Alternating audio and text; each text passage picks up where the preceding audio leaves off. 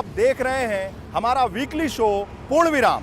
आज अपने इस विशेष शो में हम बात करेंगे उस सियासी हलचल की जिसके तार 2024 लोकसभा चुनाव से जुड़े हुए हैं। यूं तो आज यूपी की एक लोकसभा और 2 विधानसभा सीटों के लिए भाजपा और सपा गठबंधन की तरफ से चल रहे चुनाव प्रचार पर पूर्ण विराम लग गया, लेकिन बीते 10 नवंबर से लेकर अब तक जो बयानबाजियों का दौर शुरू हुआ, साम दाम दंड भेद की हर वो जोर आजमाइश की गई, हर समीकरण को साधने की कोशिश की गई, उससे ये साफ संदेश जाता है कि रामपुर, खतौली और मैनपुरी का चुनाव परिणाम 2024 लोकसभा का आगाज होगा और साथ ही भाजपा सपा गठबंधन की हैसियत क्या है इसका भी भान कराएगा।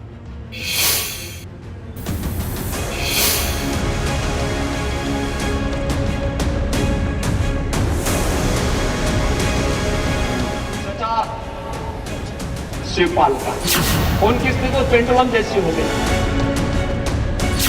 ट्यूब फिजिक्स पढ़ा रहे, जिस मुख्यमंत्री ने खुद फिजिक्स ना पढ़ी हो वो पेंडुलम पढ़ा रहा है। जो आज तुम्हारे और हमारे साथ हुआ है, 4 सरकारों में अगर मैंने ऐसा किया होता तो बच्चों तुम्हारी मुस्कुराहटों की कसम खाकर कहता हूं, बच्चा मां के पेट से पैदा होने से पहले ये पूछता, ये पूछ लो आजम खां से बाहर निकलना भी है या नहीं। जी का जो समाजवाद है वह है जिसकी लाठी उसकी भैंस। प्रोफेसर राम गोपाल यादव का समाजवाद वह पूंजीवाद में बदल गया है। सब धरती गोपाल की, नोएडा से लेकर के फिरोजाबाद तक जो भी धरती दिखाई देती है, सत्याने में कोई गुरेज नहीं की। अखिलेश जी का समाजवाद ये अवसरवादी समाजवाद। मैंने सबसे पहले जब समाजवाद की परिभाषा सुनी थी मुख्यमंत्री से, तो उन्होंने जो समाजवाद की परिभाषा बताई थी वो ओशो से सीखी थी। अब ये ओशो को कब पढ़ते थे ये मुझे नहीं पता।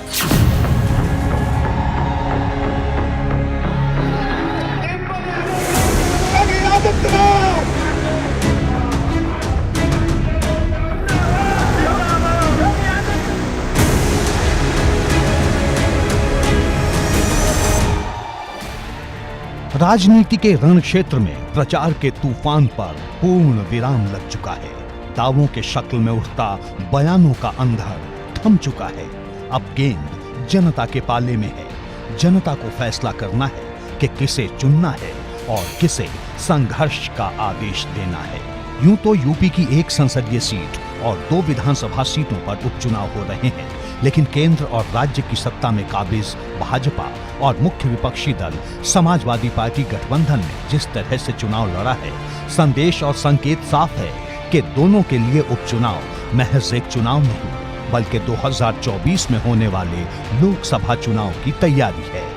इसे ऐसे समझिए कि उपचुनाव का जनादेश 2024 की सियासत का आगाज लेकर आएगा। हमारे लिए सभी चुनाव महत्वपूर्ण हैं और हमेशा बेहतर करने की चुनौती के साथ हम लोग आगे बढ़ रहे हैं। पिछली बार 2019 में 16 सीटें हम हारे थे लोकसभा चुनाव में। उन 16 में मैनपुरी भी शामिल थी। अब हम लोग माननीय मुलायम सिंह जी बीच में हमारे नहीं है, उनके स्वर्गवास के कारण सीट खाली हुई है। तो भारतीय जनता पार्टी पूरे चुनौती को हमने को स्वीकार किया है। हम बेहतर करने के साथ, अब लोकतंत्र में बेहतर करना हमारे लिए तो वो बेहतर यही है कि पिछली बार से ज़्यादा मतों से हम लोग मैनपुरी, रामपुर और खतौली को जीतना। स्वाभाविक तौर पे उपचुनाव का एक बड़ा संदेश होता है और ये चुनाव सदैव नेताजी को श्रद्धांजलि देने का चुनाव है और निश्चित तौर पे यहाँ की जीत तो होनी है समाजवादी पार्टी की और यहाँ से हमारी उम्मीदवार माननीय डिम्पल जी की। साथ ही साथ जिस तरीके की राजनीति के स्तर को गिराया है मैनपुरी के इस चुनाव में बीजेपी के लोगों ने, शासन प्रशासन का जिस तरह का दुरुपयोग हो रहा है मैनपुरी में, ऐसा तांडव मैनपुरी के लोगों ने शायद पहले नहीं देखा था। विधानसभा चुनाव के बाद ये पहला उपचुनाव है जिसमें भाजपा और सपा गठबंधन के बीच सीधी टक्कर है, क्योंकि कांग्रेस और बसपा ने अपने प्रत्याशी नहीं उतारे हैं। उपचुनाव में सपा और भाजपा दोनों के सामने सबसे बड़ी परीक्षा है, क्योंकि उपचुनाव के नतीजे ही तय करेंगे कि मुलायम सिंह यादव के निधन के बाद साथ आए शिवपाल और अखिलेश की एकजुटता का क्या असर होगा। नतीजों से तय होगा कि अखिलेश यादव के नेतृत्व में समाजवादी पार्टी अपने गढ़ को मजबूती के साथ बचा सकती है या नहीं। मैं तो कहूँगा कि ये उपचुनाव अगर किसी भी व्यक्ति के लिए और किसी भी पार्टी के लिए सबसे ज़्यादा महत्वपूर्ण है तो वो है अखिलेश यादव और उनका नेतृत्व। समाजवादी पार्टी को जिस तरह से पिछले 2-3 चुनाव में सफलता नहीं मिल रही है, अखिलेश यादव की नेतृत्व पर, उनके कार्यशैली पर, सहयोगियों को साथ लेकर चलने के उनके तरीके पर सवाल उठ रहे हैं। पार्टी के अंदर भी असंतोष जब तब सामने आता रहता है। तो मुझे लगता है उनके लिए ये चुनाव जीतना अपने राजनीतिक कैरियर का एक सबसे बड़ा चैलेंज है। प्रचार के दौरान सबसे ज्यादा चर्चा शिवपाल सिंह यादव की हुई। पहले अखिलेश यादव से दूरी को लेकर चर्चा में थे, अब अखिलेश यादव के साथ हैं तब भी चर्चा में हैं। चर्चा इस बात की कि चुनाव के बाद शिवपाल यादव की भूमिका क्या होगी। शिवपाल जी के साथ क्या हुआ था हर व्यक्ति समझता है। पिछली बार तो कम से कम जसवंत नगर नेताजी के नाते मिल गई, अगली बार जसवंत नगर भी नहीं मिलने वाली है उनको, यह हर व्यक्ति जानता है। मैनपुरी संसदीय क्षेत्र से खतौली विधानसभा क्षेत्र तक भाजपा की राह आसान नहीं, न मैनपुरी में, न रामपुर में, न खतौली में। हालांकि तीनों ही क्षेत्रों को लेकर भाजपा का दावा यही है कि 8 दिसंबर को तीनों सीटों पर भगवा ब्रिगेड की जीत का झंडा लहराएगा। अब उपचुनाव के नतीजों से ही तय होगा कि विधानसभा चुनाव में जीत के बाद रामपुर आजमगढ़ लोकसभा उपचुनाव और गोला गोकर्णनाथ उपचुनाव में जीत से उत्साहित भाजपा का विजय रथ रुकेगा या भगवा ब्रिगेड का विजयी अभियान जारी रहेगा। एबीपी गंगा के लिए ब्यूरो रिपोर्ट। ये पहली बार है कि मुलायम सिंह यादव के निधन के बाद समाजवादी पार्टी चुनाव मैदान में है, और ये पहली बार है कि समाजवाद के सबसे बड़े गढ़ मैनपुरी को बचाने की चुनौती सपा के सामने खड़ी है। और यह भी पहली बार होने जा रहा है जब भारतीय जनता पार्टी मैनपुरी में इतनी ताकत से चुनाव लड़ रही है। लेकिन अब सवाल है कि क्या सपा के राष्ट्रीय अध्यक्ष अखिलेश यादव के हार का सिलसिला मैनपुरी उपचुनाव का नतीजा इस पर पूर्ण विराम लगा पाएगा? और यह भी सवाल है कि क्या चाचा और भतीजे के बीच जो रिश्तों पर सवाल खड़े होते हैं उस पर भी पूर्ण विराम लग पाएगा? क्योंकि मैनपुरी उपचुनाव का रिजल्ट केवल एक चुनाव का रिजल्ट मात्र नहीं है, बल्कि यूपी में समाजवादी पार्टी की सियासत को तय करने वाला रिजल्ट है। और ऐसे में ये भी संदेश देगा कि क्या भविष्य में भाजपा से लड़ा भी जा सकता है या नहीं।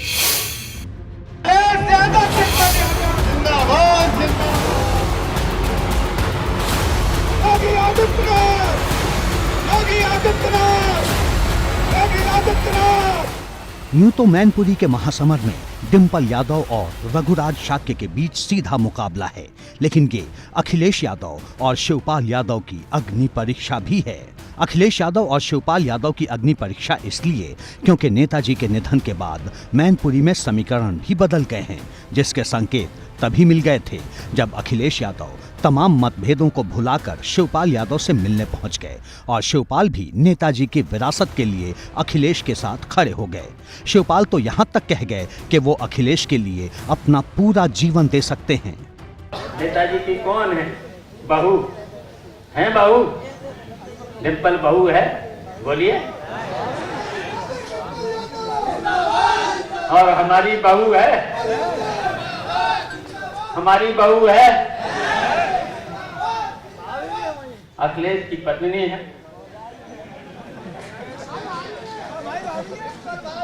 और हम इतना ही कहना चाहता हूं, अब अखिलेश को मैंने अपना पूरा जीवन दे सकते हैं।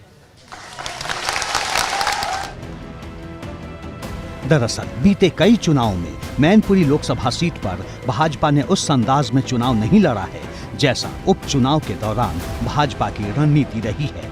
उपचुनाव में भाजपा न सिर्फ पूरी ताकत के साथ मैदान में उतरी, बल्कि भाजपा का हर वार सैफई परिवार की ओर है। एक नया रहस्य मैं आपको बता रहा हूं, ये समाजवाद, ये जेपी का समाजवाद नहीं है, डॉक्टर लोहिया का समाजवाद भी नहीं है।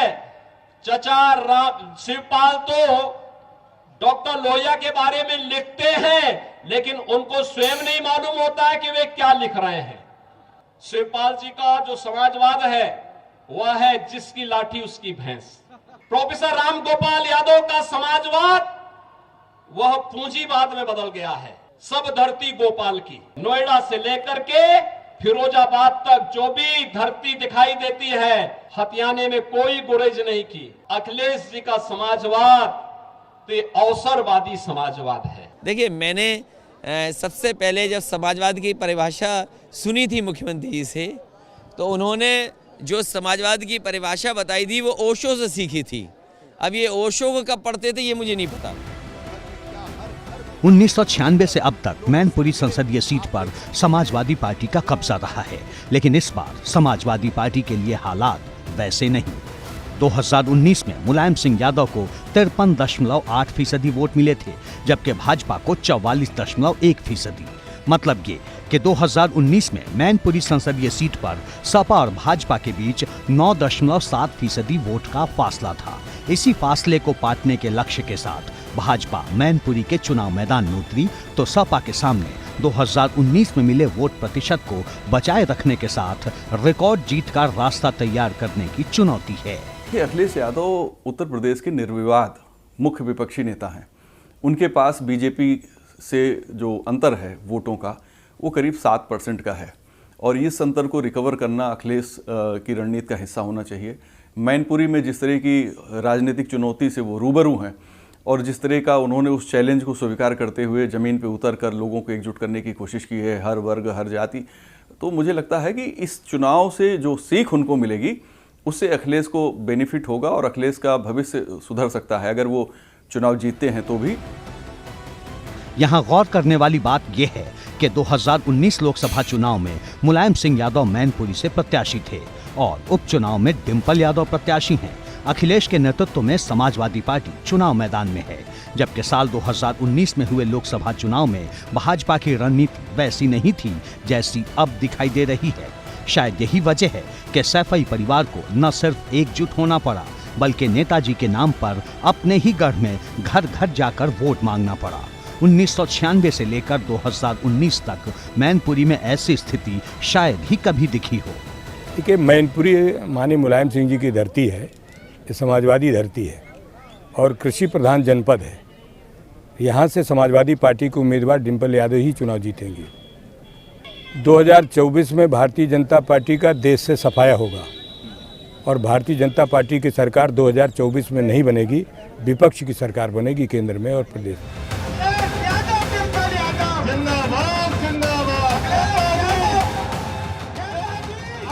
समाजवादी पार्टी दावा जरूर कर रही है कि मैनपुरी की सियासत में सपा की साइकिल की रफ्तार कोई रोक नहीं सकता, लेकिन इस बात से इनकार नहीं किया जा सकता कि भाजपा ने मैनपुरी में शाक्य कार्ड खेलकर मुकाबले को बेहद दिलचस्प बना दिया है, क्योंकि मैनपुरी संसदीय क्षेत्र में यादव मतदाताओं के बाद शाक्य वोटर की संख्या सबसे ज्यादा है। दूसरा, मैनपुरी के मोर्चे पर भाजपा ने पार्टी पदाधिकारियों के साथ राज्य सरकार के कई मंत्रियों को उतारा और खुद मुख्यमंत्री योगी आदित्यनाथ ने भी यहां जनसभाओं को संबोधित किया। मैनपुरी में भाजपा ने बूथ स्तर पर पार्टी के पक्ष में माहौल बनाने की रणनीति तैयार की, जो कितना असर डालेगी ये तो 8 दिसंबर को नतीजों के बाद ही पता चलेगा, लेकिन मतदान से पहले भाजपा का जोश 7वें आसमान पर है।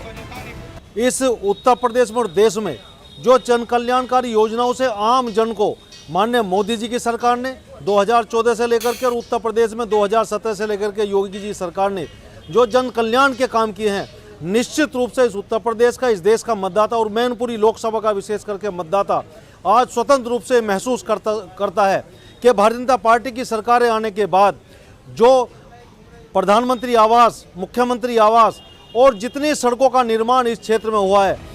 बहरहाल भाजपा और सपा प्रचार के जरिए अपना जोर दिखा चुकी हैं, हर एक रणनीति को आजमा चुकी हैं। अब बारी जनता की है कि वो क्या संदेश देती है। एबीपी गंगा के लिए ब्यूरो रिपोर्ट।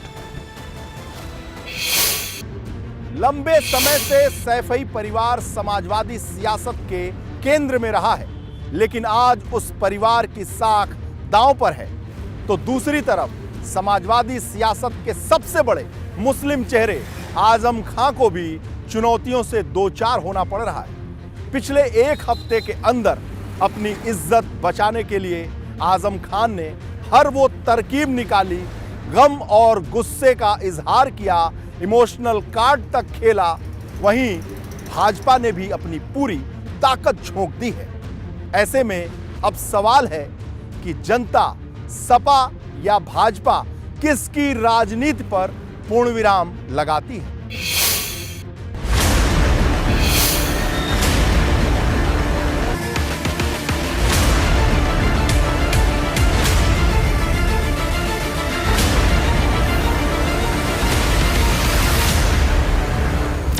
वज़ीर आला आप तशरीफ लाने वाले हैं। हम आपसे जानना चाहते हैं कि भारतीय जनता पार्टी को सबसे प्यारे गौ हत्यारे क्यों हैं? अपनी जवान को भी नियंत्रित किए होते तो मुझे लगता है कि बदजवानी व्यक्ति के लिए हमेशा दुर्गति का काम करती है। अक्टूबर के आखिरी हफ्ते से रामपुर लगातार चर्चा के केंद्र में है। रामपुर विधानसभा क्षेत्र चर्चा के केंद्र में है। रामपुर की धरती से निकले बयान चर्चा के केंद्र में है। आजम खान चर्चा में है। हेट स्पीच केस में सजा याफ्ता आजम खान की सदस्यता रद्द होने के बाद रामपुर विधानसभा सीट पर चुनाव हो रहा है। आजम खान के सामने विधायकी गंवाने के बाद अब साख बचाने की चुनौती है। ऐसे में आजम कभी जनता को नसीहत दे रहे हैं तो कभी सरकार पर वार कर रहे हैं। दुनिया का कौन सा ऐसा इल्जाम है जो हम पर तुम्हारी खातिर नहीं लगाया गया? कौन सा जुर्म है जो तुम्हारी खातिर नहीं हुआ हम पर? मैं और मेरे फका बर्बाद कर दिए गए, तुम तमाशा देखते। बीते एक हफ्ते में आजम खान की हर एक तकरीर की यही भाषा रही है। आजम खान कभी डर, कभी गम और कभी गुस्से का इजहार करते दिखे। मुस्लिम वोटर्स को अपने पाले में लाने के लिए उन्होंने हर कोशिश की, लेकिन सवाल है अपनी इस रणनीति के जरिए आजम खान अपनी साख बचाने में कामयाब होंगे? पहले सपा नेता धर्मेंद्र यादव का बयान सुनिए। कुछ नहीं साध सकते। देखिए, मुस्लिम भाई लोग हों या कोई भी मतदाता हो, वो किसी भी दल को वोट देने से पहले उस दल की नीयत को जरूर भांपते हैं और बीजेपी के लोगों की नीयत के बारे में सब जानते हैं। कुछ कहना है। दरअसल रामपुर सदर विधानसभा सीट मुस्लिम बहुल क्षेत्र है। माना जाता है कि मुस्लिम मतदाताओं की गोलबंदी आजम के लिए विधानसभा का रास्ता तैयार करती रही है, लेकिन इस बार मुस्लिम मतदाताओं के मोर्चे पर स्थिति अलग है, क्योंकि उन पर भाजपा की भी नजर है। उपचुनाव की तारीखों के ऐलान के बाद भाजपा ने अल्पसंख्यक लाभार्थी सम्मेलन का आयोजन किया। नवाब काजिम अली खान और नावेद मियां ने भाजपा को समर्थन दिया। आजम खान के मीडिया प्रभारी फसाहत अली शाह अब भाजपा के साथ हैं। सीधे तौर पर भाजपा ने संदेश देने की कोशिश की है कि भाजपा सबका साथ, सबका विकास के नारे में यकीन रखती है। और हम कह रहे हैं निश्चित रूप से कि भाई हमने अच्छा काम किया है, हमने जो जनता के विकास के विषय हैं, जनता से जुड़े विषय हैं, उन पर काम किया है। तो निश्चित रूप से जैसा आपके लोगों के माध्यम से भी जानकारी आ रही है, माहौल भाजपा के पक्ष में है। और एक इस रूप में देखा जाए कि अब भारतीय जनता पार्टी किसी जाति या समुदाय उसकी पार्टी नहीं है। भाजपा का स्वरूप सर्वव्यापी और सर्वस्पर्शी है। अब हम सब लोगों को साथ लेकर चल रहे हैं और सब ने मोदी जी के प्रति अपना विश्वास दिया है। गौर करने वाली बात यह है कि रामपुर लोकसभा उपचुनाव में हार के बाद समाजवादी पार्टी की ओर से कहा गया था कि रामपुर लोकसभा क्षेत्र में कई विधानसभा सीटें आती हैं, समीकरण अलग हैं। दूसरा, अखिलेश यादव प्रचार के लिए नहीं गए, लेकिन इस बार मुस्लिम बहुल रामपुर विधानसभा क्षेत्र में उपचुनाव है और अखिलेश ने भी एक जनसभा को संबोधित किया है। ऐसे में सबकी नजर नतीजों पर है। अपने आप को प्रदेश का, समाजवादी पार्टी का और मुस्लिम समुदाय का एक बड़ा नेता समझने वाले आज़म खान आज शायद अपने राजनीतिक अस्तित्व की लड़ाई लड़ रहे हैं।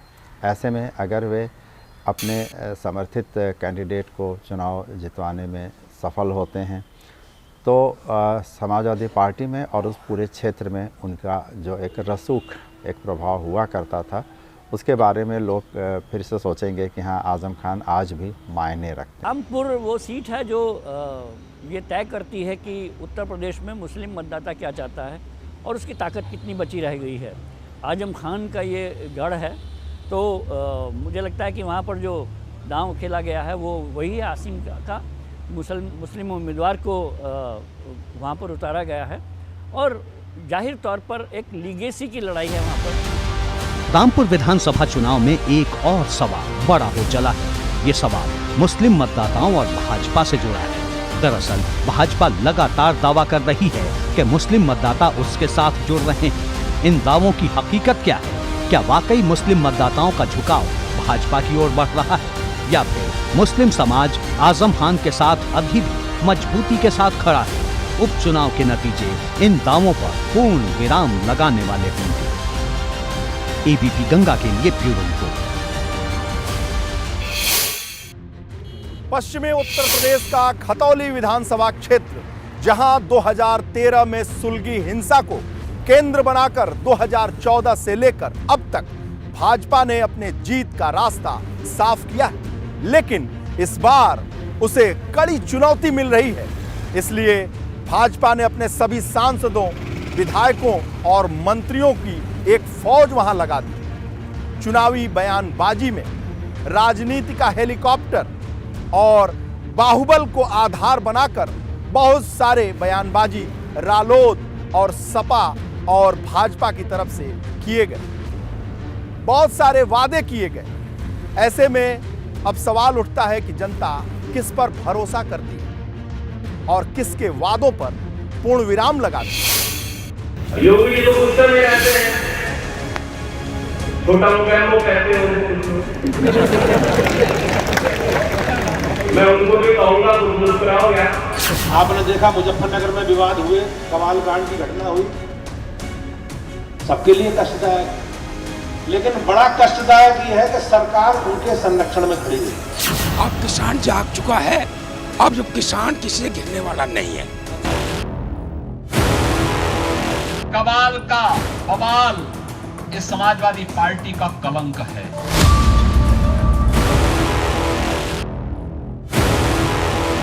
सपा और लोकदल की ये जोड़ी फिर से गंडा टैक्स को प्रारंभ करने की साजिश का हिस्सा बना हुआ है।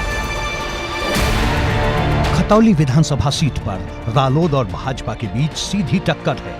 आरोप प्रत्यारोप की राजनीति के बीच खतौली विधानसभा सीट पर कौन जीत का जश्न मनाएगा, ये सवाल बड़ा हो चला है। 20 से ज्यादा दिन तक चले चुनाव प्रचार का क्लाइमेक्स हो चुका है।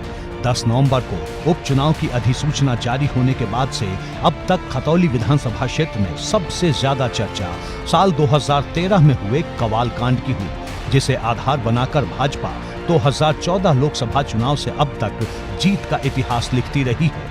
इसी साल हुए विधानसभा चुनाव में भी भाजपा के विक्रम सैनी यहां से विधायक चुने गए थे, लेकिन कवाल कांड में उन्हें 2 साल की सजा होने पर सदस्यता रद्द हो गई। अब भाजपा के सामने दोबारा जीत दर्ज करने की चुनौती है। भाजपा कवाल कांड का मुद्दा फिर जोर शोर से उछाल रही है। कवाल का बवाल इस समाजवादी पार्टी का कलंक है। ये सपा और उस समय की लोकदल पार्टी के संयुक्त गठबंधन सरकार की देन थी, जो एक क्रूर अत्याचार हिंदू नौजवानों पर और यहां के नागरिकों पर करने की साजिश का हिस्सा था। निर्दोष सचिन और गौरव जिस तरीके से निर्मम और बर्बर अत्याचार के शिकार हुए थे। जयंत चौधरी के हेलीकॉप्टर से उतरकर प्रचार करने का मुद्दा हो या फिर रालोद प्रत्याशी मदन भैया की बाहुबली वाली छवि। हर एक मुद्दे पर भाजपा का रुख आक्रामक रहा है। खतौली में भाजपा जातिगत समीकरणों को साधती हुई नजर आई। रालोद के सामने कितनी चुनौती है ये तो रालोद वाले ही बताएंगे, लेकिन भारतीय जनता पार्टी के लिए खतौली विधानसभा को जीतना बहुत आसान है। मैंने कई दिन खतौली विधानसभा की सीट पे काम किया है, अब तो मैनपुरी की लोकसभा पे भी काम किया है। खतौली की जनता यूनाइट है। दूसरी तरफ रालोद की रणनीति गांव-गांव किसानों के मुद्दे पर माहौल तैयार करने की रही। जयंत चौधरी ने एक के बाद एक 60 से ज्यादा गांवों के दौरे किए। आजाद समाज पार्टी के चंद्रशेखर भी रालोद के पक्ष में खतौली के चुनाव मैदान में उतरे, लेकिन अखिलेश यादव रालोद से गठबंधन के बावजूद खतौली नहीं गए, जिस पर सवाल उठ रहे हैं। नहीं, कोई असर नहीं। वो पार्टी का लगातार समर्थन है, सहयोग है, सहमति है। अखिलेश यादव जी ने ही अपने गठबंधन के साथियों के लिए सीट छोड़ी है। उस चक्कर में हमारे उम्मीदवार भी छोड़ के चले गए, वो अलग बातें हैं। लेकिन माननीय अखिलेश यादव जी अपने गठबंधन के साथियों के साथ मजबूती से खड़े रहे हैं। त्याग करना पड़ा है तो किए हैं, लेकिन कभी गठबंधन के साथियों के साथ को निराश नहीं होने दिए। खतौली विधानसभा उपचुनाव भाजपा और रालोद दोनों पार्टियों के लिए बेहद अहम है, क्योंकि खतौली उपचुनाव में जनता का फैसला चाहे जो भी हो, प्रदेश की सियासत में इसका संदेश व्यापक होगा। क्या क्या चीजें ऐसी है जो जनता के बीच जा रहे हैं? जनता भी आपसे कह रही होगी कि ये किसानों के साथ दिक्कत है, ये कामगारों के साथ दिक्कत है। केवल किसानों के मुद्दे हैं, मजदूरों के मुद्दे हैं, कामगारों के मुद्दे हैं। यही है, गन्ने का उचित मूल्य मिले, समय पे मिले, बस ये मुद्दे। अच्छा, अब एक नारा यहाँ पे गूंज रहा है कि भाई मदन भैया हैं, लेकिन अब तो खतौली के भैया हो गए। खतौली के भैया तो बन गए। अच्छा, खतौली के भैया बन गए।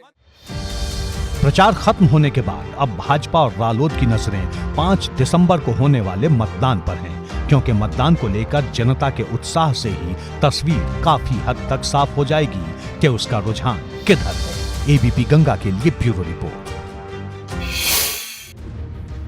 प्रचार थम चुका है। एक दिन बाद जनता अपना फैसला सुनाएगी। इसके नतीजे 8 दिसंबर को आएंगे। वो क्या संदेश लाएंगे, इस पर सबकी नजर है।